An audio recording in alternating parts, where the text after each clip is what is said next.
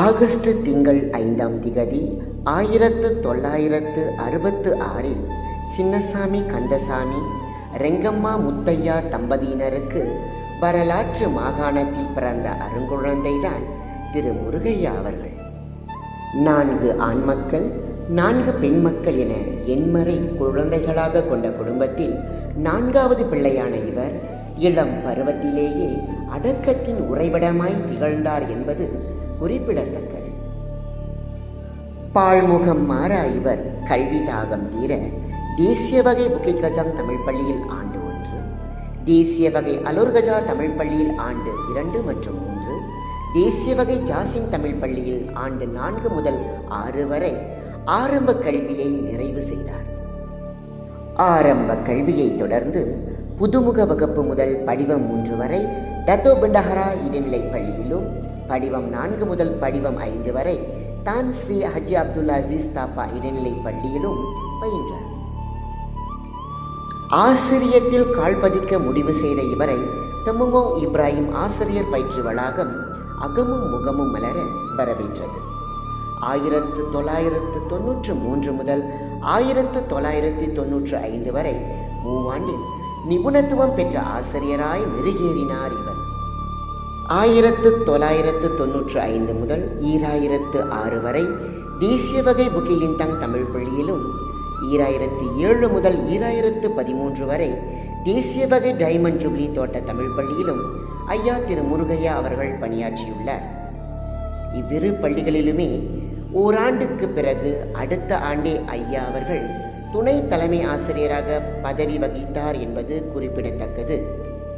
தொடர்ந்து 2014 தேசிய வகை புக்கிட் அசான் தோட்ட தமிழ் பள்ளிக்கு மாற்றலாகி சென்ற இவர் கல்வி இலாகாவால் துணை தலைமை ஆசிரியராகவே நியமிக்கப்பட்டார் என்பது பெருமைக்குரிய விஷயம்.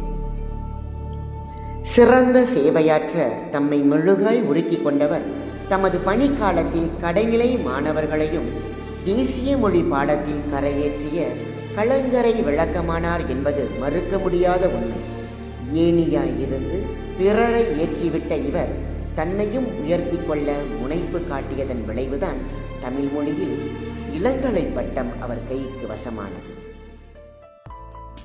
மன்மதன் ரதியை கண்டுற்ற வேளையது மே திங்கள் 31ஆம் நாள் 1996 ஜெயந்தியம்மாள் அவர்களை இல்லாளாக கரம் பற்றியவர் கண்ணென 2 பெண் மக்களை குழந்தை செல்வங்களாக கொண்டார்.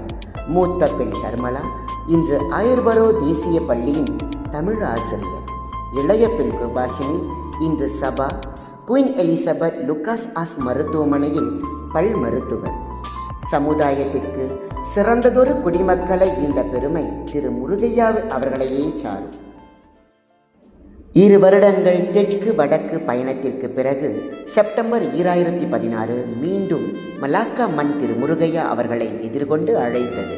இம்முறை தலைமை ஆசிரியராக இல்லை, மலாக்கா மாநில கல்வி இலாக்காவில் தமிழ் மொழி முகாண்மை மொழி அதிகாரியாக. உழைப்பிற்கு ஏற்ற ஊதியம் கண்டு உள்ள பூரிப்பில் பணியாற்றிய அவருக்கு தமிழ் பிரிவு உதவி இயக்குனர் பதவி கிட்டியது பழம் நழுவி பாலில் விழுந்தார் போல் ஆனது. பதவி பட்டம் கொண்ட போதும் தலைகணம் சிறிதும் தலை காட்டாமல் தமிழுக்காகவும் தமிழ் பள்ளிக்காகவும் தார்மீக பணியில் ஈடுபட்ட தன்னை மெழுகாய் வருத்தி கொண்டார் ஐயா திரு முருகையா அவர்கள்.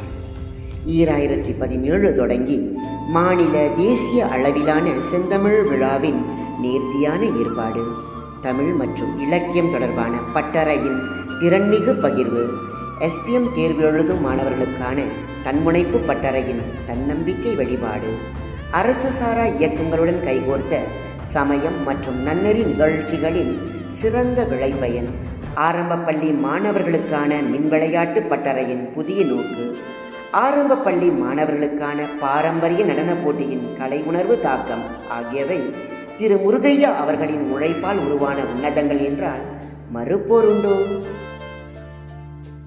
தமிழ் பள்ளியை தவிர்த்து சமூக நலத்திலும் அக்கறை கொள்ளும் திரு முருகையா அவர்கள் புக்கிட் காத்துங் ரீம் ஜாசின் மாயிகா கிளையின் துணை செயலாளர் என்பது குறிப்பிடத்தக்கது.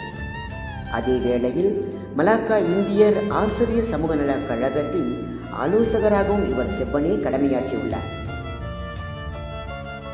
தமிழுக்காகவும் தமிழ் பள்ளிகளுக்காகவும் ஆழமாய் நின்ற இவருக்கு அங்கீகாரங்கள் குவிந்தது ஆச்சரியமல்லவே. எனில் 2005 2024 மலாக்கா மாநில கல்வி இலாக்கா இயக்குனர் விருது இவருக்கு உரிதானது. தொடர்ந்து 1999, 2010 மற்றும் 2025 ஆண்டுகளில் நனிச்சிறந்த சேவைக்கான விருதை கைப்பற்றியவர். 2026 மலேசிய இந்து சங்கத்தின் சேவைக்கான உயரிய விருதான தொண்டர் மாமணி விருதும் வழங்கி கௌரவிக்கப்பட்டார் என்னும் பொழுது நம்மால் அவரை பாராட்டாமல் இருக்க முடியாது.